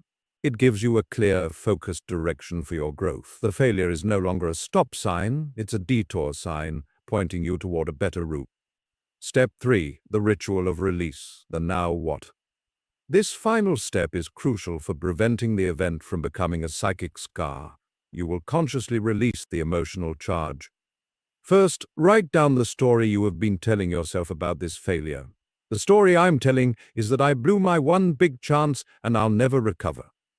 Now, cross it out violently, tear the page, scribble over it. Beneath it, write the new, empowered story based on your insights from step 2. The true story is that I received a masterclass in client objections, and I'm now better prepared for my next, even bigger opportunity. Finally, perform a simple physical act of release. This could be tearing up the page and burning it safely, going for a run to run away from the old story, or simply standing up, shaking out your limbs and saying out loud, I release this. I am taking the lesson and leaving the rest. This 3-step process accomplishes several profound things neurologically. It engages the prefrontal cortex, rational planning, to calm the amygdala, emotional fear center. It converts a chaotic emotional memory into a structured narrative memory, which is far less traumatic. It provides closure, allowing your brain to file the experience away as processed learning rather than ongoing threat. Let's see this in a story. Imagine a woman named Chloe who has always dreamed of starting a bakery. She saves for years, finally opens her doors, and after 18 months of struggle has to close the business. It is a devastating public failure. The old story is screaming, "You wasted your life savings, you're a failure. Everyone is laughing at you." She is paralyzed with shame. She sits down and does the post-mortem of empowerment. Autopsy, desired outcome, a profitable bakery, actual outcome, closed due to insolvency. Actions, great recipes, poor location, ineffective marketing, price too low. External factors, a recession. Internal factors, exhaustion, lack of business training. Alchemy, the most important lesson, a great product is not enough. I need business acumen.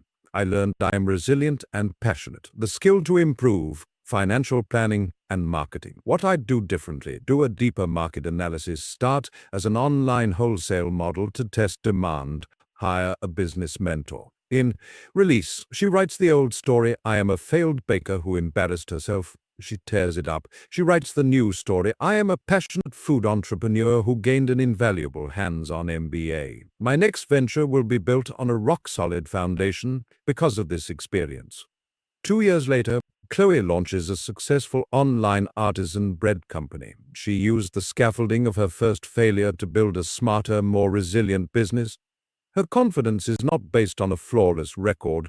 It is based on the proven knowledge that she can fall, learn, and rise again, wiser and stronger. This is a confidence that cannot be shaken because it has already been tested in the fires of real-world collapse. This philosophy is deeply rooted in the concept of anti-fragility, coined by scholar Nassim Nicholas Taleb. Anti-fragility is beyond resilience or robustness. The resilient resists shocks and stays the same. The anti-fragile gets better. Your bones become stronger when subjected to stress. Your immune system learns from exposure to germs. Your confidence becomes anti-fragile when it is subjected to failure and, through the process of learning and adaptation, actually grows stronger. The post-mortem of empowerment is the manual for making your confidence anti-fragile.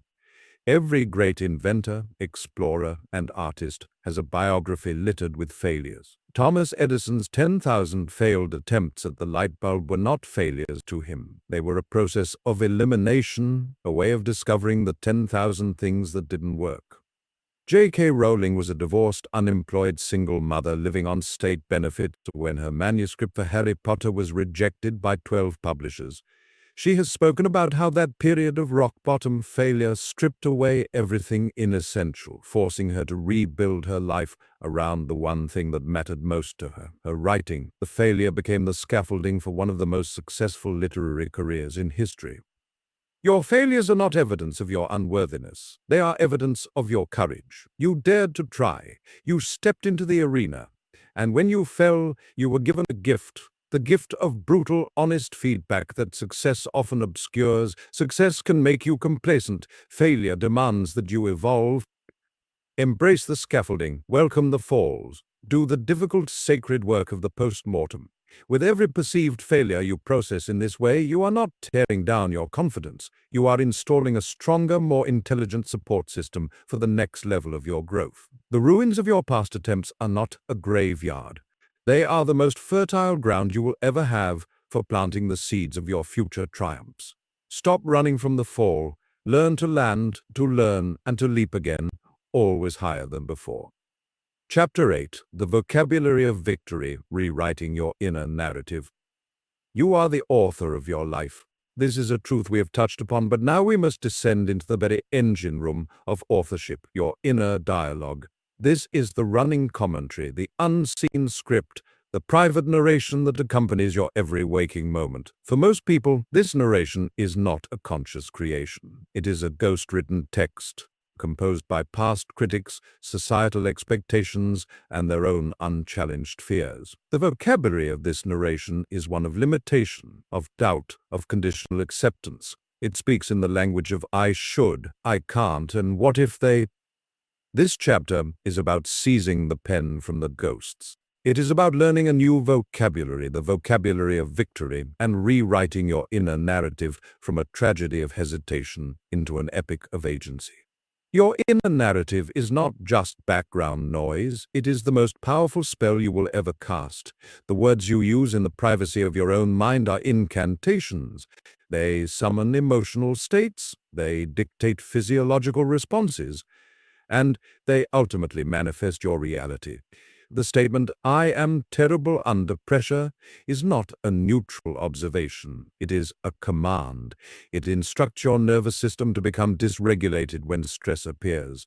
It tells your subconscious to seek out evidence of your incompetence. It is a self-fulfilling prophecy written in the ink of self-doubt. Conversely, the statement, "I am someone who rises to a challenge," is an equally powerful incantation.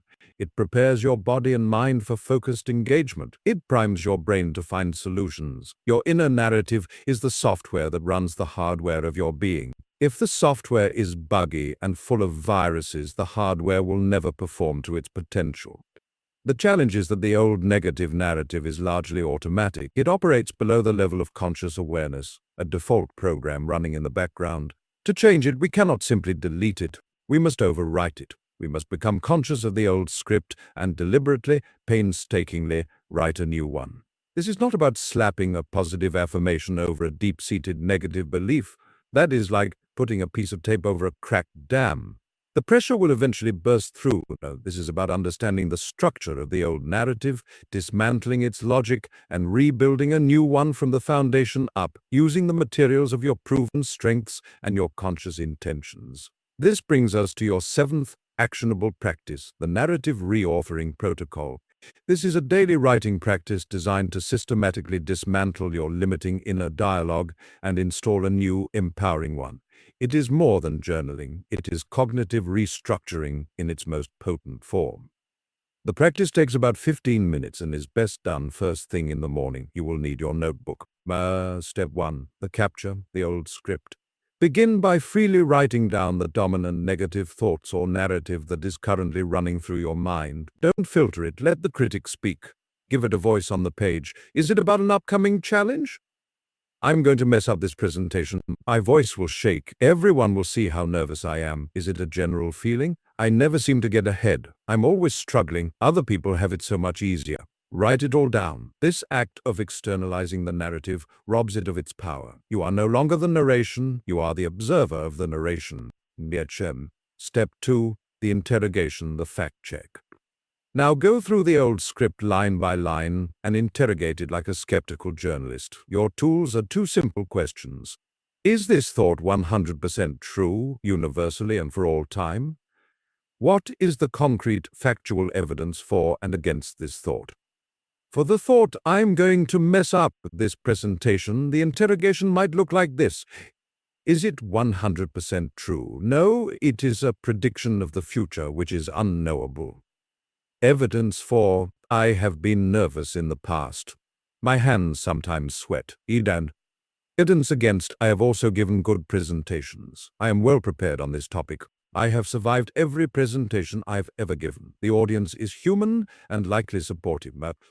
For the thought, "I never seem to get ahead," is it 100% true? No, the word "never" is a cognitive distortion. Evidence for, "I am in debt. I haven't gotten the promotion I wanted." Evidence against, "I have a roof over my head. I have learned new skills this year. I have overcome challenges in the past." This step shatters the absolutist, distorted language of the inner critic. It replaces emotional certainty with rational ambiguity. Step 3. The reauthoring, the new script. Based on the evidence from your interrogation, you will now write a new, empowered narrative. This is not a fluffy, unrealistic fantasy. It is a statement that is more true and more useful than the old one. It must be grounded in the facts you just uncovered and framed in proactive, empowering language. The new narrative for the presentation might be, "I am well prepared for this presentation, and it is normal to feel some nerves. My past experience shows I am capable and my focus is on delivering value to the audience, not on being perfect." For the general feeling of stagnation, I am currently facing financial and career challenges, which I have done before and overcome. I am building my skills and am actively seeking a path forward. My story is one of persistence. Step 4. The embodying the somatic anchor. Finally, read your new narrative out loud. Stand up, read it with conviction. Feel the truth of the more balanced, empowered statement in your body. Where do you feel it? A sense of solidity, a release of tension. Breathe into that sensation. Anchor this new narrative not just as words on a page, but as a felt sense in your physiology. The science behind this is rooted in cognitive behavioral therapy, CBT, one of the most evidence-based forms of psychology. CBT is built on the principle that it is not events that disturb us, but the meanings we assign to them. Our thoughts create our feelings and behaviors. The narrative reauthoring protocol is a structured form of CBT that gives you the tools to catch, check, and change those thoughts. By consistently practicing this, you are weakening the neural pathways of the default negative network and strengthening the pathways of the conscious, rational, and empowering network. You are, quite literally, changing your mind. Let's follow the story of Ben. Ben is a kind and generous man, but his inner narrative is one of social inadequacy. The script, written from years of childhood teasing, says, "I'm awkward, I don't know what to say, people find me boring." He goes to a party and this script runs on a loop. Unsurprisingly, he appears quiet, withdrawn, and yes, awkward. He fulfills his own prophecy. He begins the narrative reauthoring protocol. I am awkward. I have nothing interesting to contribute. Everyone is having better conversations without me. Interrogation. Is it 100% true? No. Evidence for, I sometimes struggle to start conversations. Evidence against. I have several close friends who enjoy my company. I have knowledge and passions I can share. I am a good listener. Everyone is an overgeneralization. Reauthoring. I am a thoughtful person and a good listener. I don't need to be the life of the party. My role is to connect authentically with one or two people. I have interesting perspectives to share when I feel comfortable. Embodying. He stands and says this out loud, feeling the shift from anxiety to a sense of calm purpose. At the next party, the old script starts up, but now Ben has a practiced counter-narrative.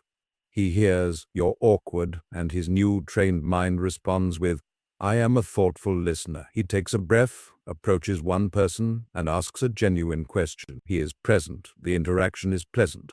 This successful experience then provides new concrete evidence to feed back into his protocol, further solidifying the new narrative. The old ghostwriter is being fired, and Ben is now the sole author of his social story.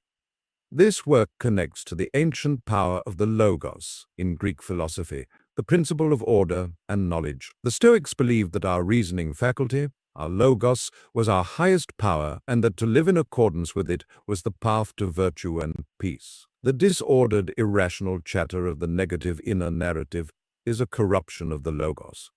The practice of reauthoring is an act of purifying your logos, of bringing order to the chaos of your own mind, aligning your internal speech with reason and virtue. When you change your vocabulary, you change your reality. The word problem evokes stress and limitation. The word challenge evokes energy and opportunity. The statement "I have to" creates a feeling of burden and resentment. The statement "I get to" or "I choose to" creates a feeling of privilege and agency. The vocabulary of victory is not about denying difficulty. It's about framing it in a way that empowers you to engage with it effectively. Your inner narrative is the story you tell yourself about who you are and what is possible for you. That story is either a cage or a catalyst.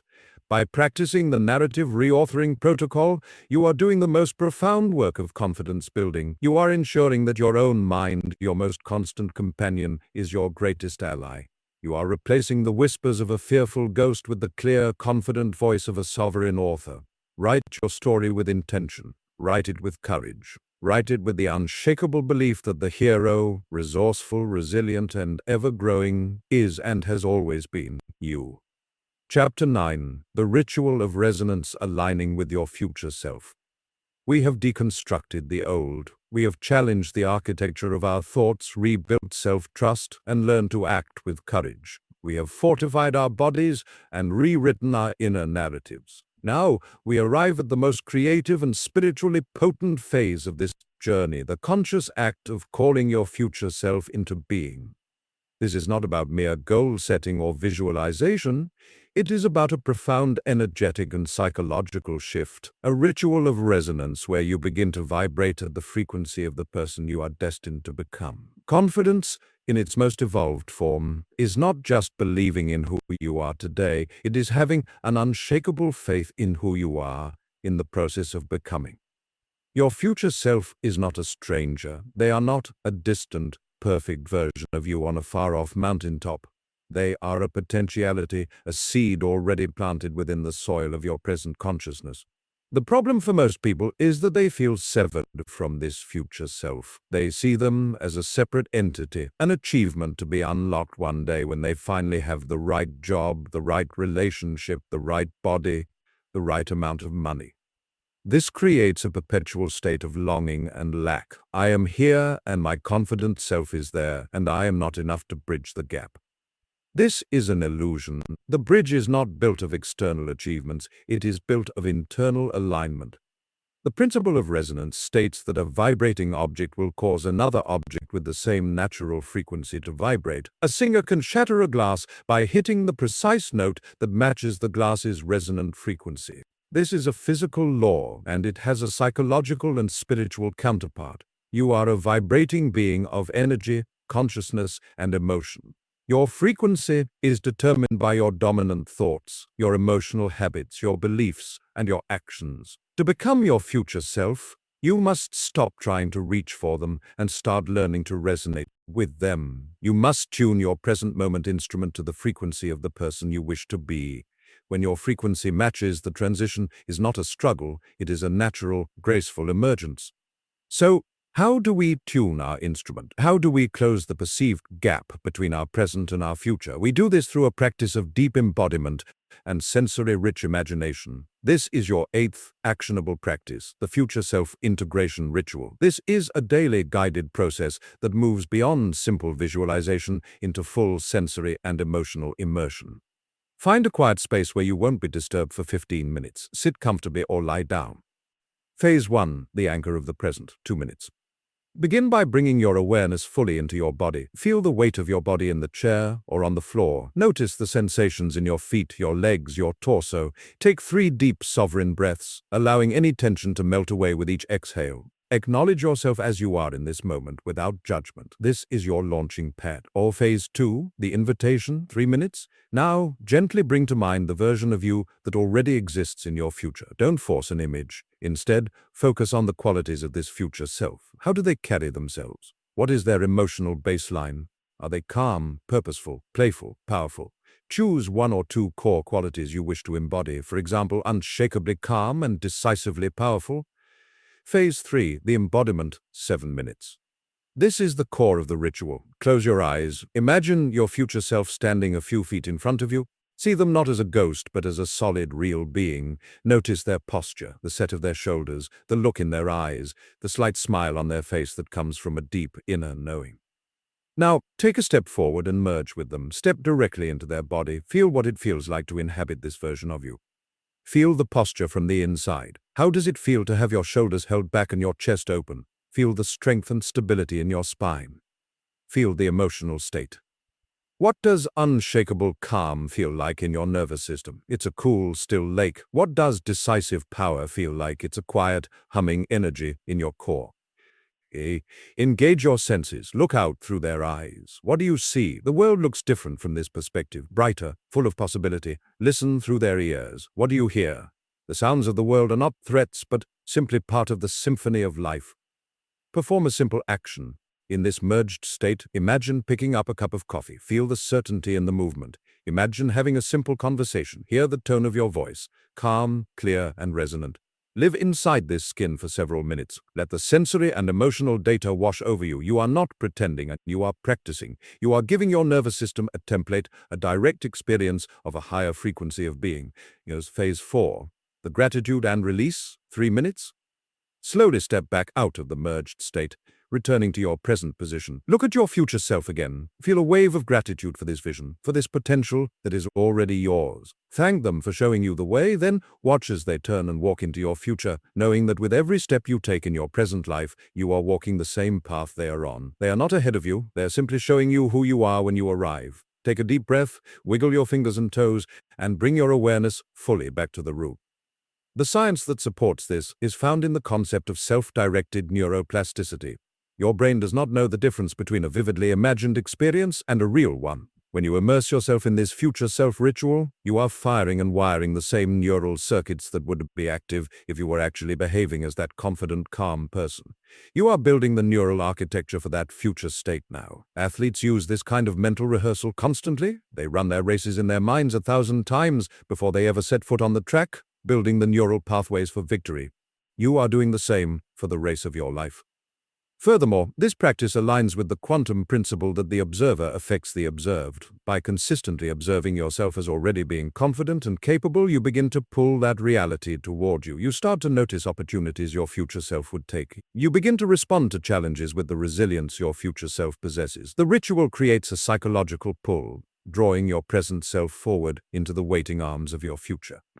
Let's see this in the story of Elena. Elena is a talented artist, but she struggles to call herself one. She feels like a hobbyist or an imposter. Her dream is to have her work in a gallery, but the gap between her small studio and a professional gallery feels like a chasm. She begins the future self-integration ritual. Every day she merges with Gallery Elena. She feels the solid confidence of this version of herself. She feels the quiet pride as she looks at her own work hanging on a clean white wall. She feels the firm, warm handshake she gives the gallery owner. She smells the faint scent of oil paint and wine at an opening. She hears herself talking about her creative process with clarity and passion, not arrogance or apology.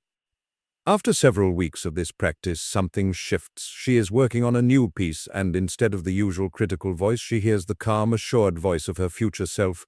This is strong. This has something to say. Emboldened, she finishes the piece. Then the thought arises, I should submit this to that new gallery downtown. The old Eleanor would have dismissed this as a fantasy. The new Eleanor, who has already been to the gallery in her mind, recognizes it as the next logical step. She submits her work. It is accepted.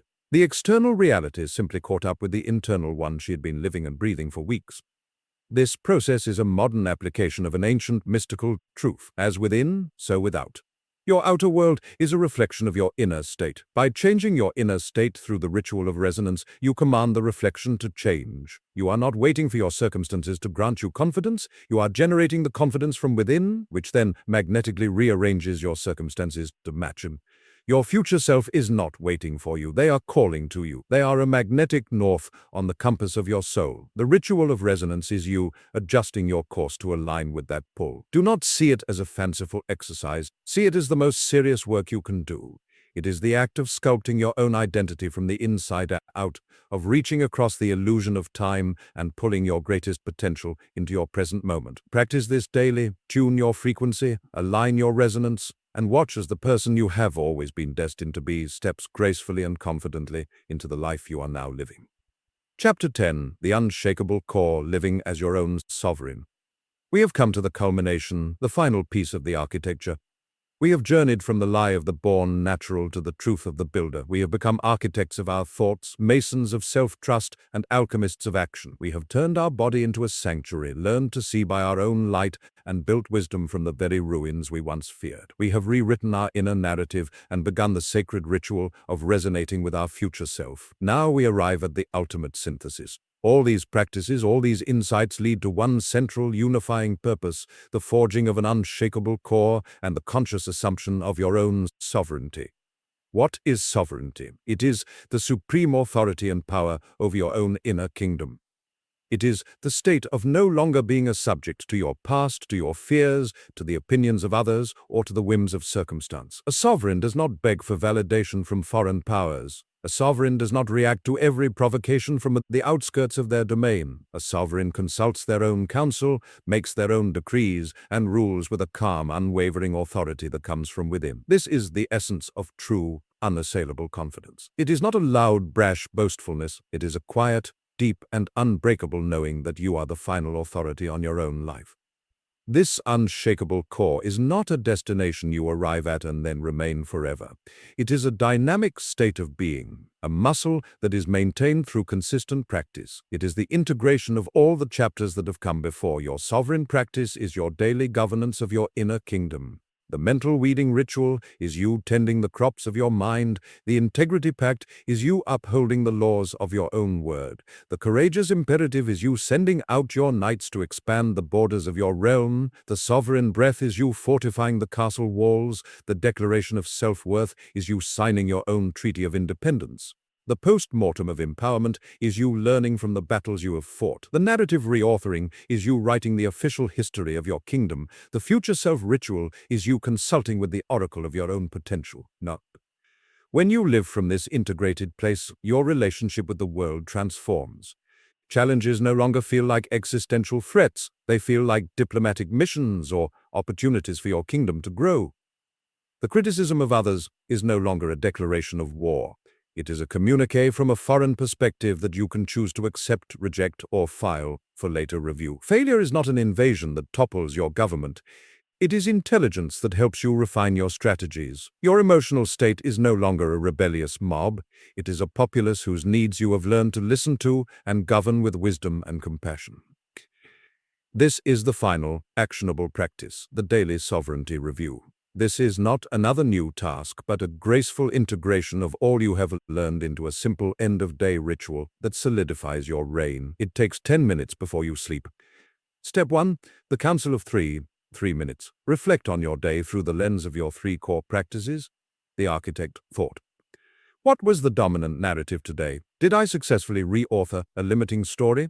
Where did my mind automatically go to a negative blueprint, and how did I correct it? The builder, action. Did I keep my integrity pact? Did I execute my courageous imperative? Where did I build, and where did I hesitate? The sovereign being. Did I use my sovereign breath to maintain my center? Did I remember my declaration of self-worth in the face of external judgment? Did I feel connected to the resonance of my future self? Do not judge your answers. You are the king, queen receiving reports from the field. This is data, not a performance review. Step 2. The decree of gratitude. 3 minutes. From the data of your day, issue a decree of gratitude. Find 3 specific things to be grateful for that are directly tied to your practice. I am grateful that I noticed the thought, I can't handle this, and chose the thought, I am resourceful instead. I am grateful that I felt the fear and sent the email anyway. I am grateful that when my colleague criticized me, I felt the sting, but my core remained solid, and I did not crumble. This shifts your focus from what went wrong to the evidence of your growing power. You are grateful for the practice itself and your ability to execute it. Step 3. The proclamation for tomorrow. 4 minutes. Based on your council's report, set your intention for the next day. This is not a to-do list. It is a sovereign's proclamation about the state of being you wish to cultivate. Tomorrow my reign will be characterized by calm focus. This informs your sovereign breath and mental weeding. Tomorrow I will expand my borders in the area of courageous conversation. This informs your courageous imperative. Tomorrow I will remember that my worth is the currency of my kingdom, and it is not debased by external events. This informs your declaration of self-worth. Write down this 1-sentence proclamation. Let it be the banner you carry into the next day. This final practice is the keystone that holds the entire arch of your confidence together. It ensures that the work is not a series of disconnected exercises, but a living, breathing, daily reaffirmation of your sovereignty. It makes the building of confidence a way of life. And so we arrive here at the end of this blueprint and the true beginning of your construction. You now hold in your hands, and more importantly, in your being, the profound understanding that confidence is not a gift. It is not a lottery. It is not a secret handshake known only to a chosen few. Confidence is a consequence. It is the inevitable consequence of thoughts deliberately chosen. It is the consequence of promises faithfully kept to yourself. It is the consequence of actions taken despite the tremble in your hands. It is the consequence of a breath that commands your nervous system to stand down. It is the consequence of looking inward for your validation and finding a wellspring that never runs dry. It is the consequence of kneeling in the ruins of your failures and mining them for their hidden wisdom. It is the consequence of telling yourself a better, truer story about who you are. It is the consequence of aligning your present vibration with the powerful frequency of your future self. You are no longer a tenant in the house of your life, waiting for the landlord to make repairs. You are the owner, the architect, the builder, the sovereign. The power to shape your reality was never outside of you. It was always within, a dormant potential waiting for your conscious command. The world will continue to present its challenges. There will still be days of doubt, moments of fear, and instances of failure. This is the weather of a human life. But you are no longer a fragile structure at the mercy of the storm. You have been building a sanctuary, and a sanctuary is not defined by the absence of storms, but by its ability to provide peace and shelter during the storm. When the winds of adversity howl, you will not be looking for shelter. You will be the shelter. This is your call to action, but it is not a call to frantic doing. It is a call to sacred being. It is a call to reign. Your kingdom is your life. Your sovereignty is your confidence. The tools are in your hands. The blueprint is in your mind. The will is in your heart. Now go build, go reign. The world is waiting to meet the unshakable you.